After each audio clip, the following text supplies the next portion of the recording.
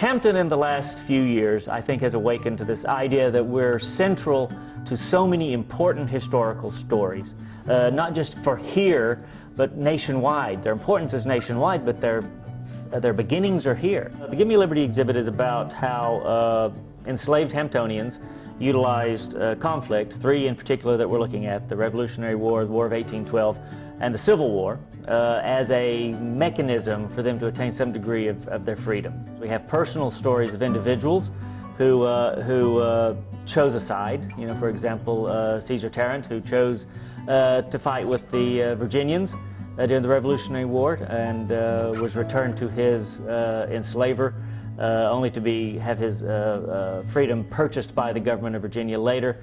We tell bigger stories about how these people, after the conflict ended, found new homes.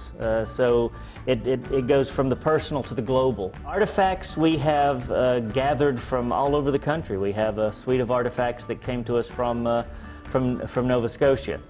We have some from the National Park Service. We have a wonderful swivel gun that we borrowed from the Mariners Museum. One of the things museums do for each other is when there is a need for artifacts, we loan to each other, so we've had a lot of help from a lot of folks.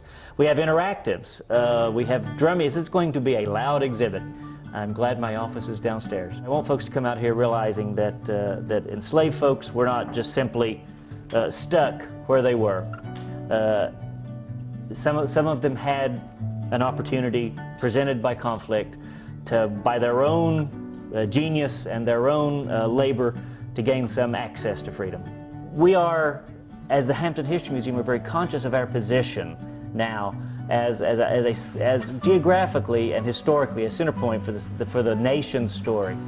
We want to take that responsibility for telling that story. We want to tell it well. We want to serve our community.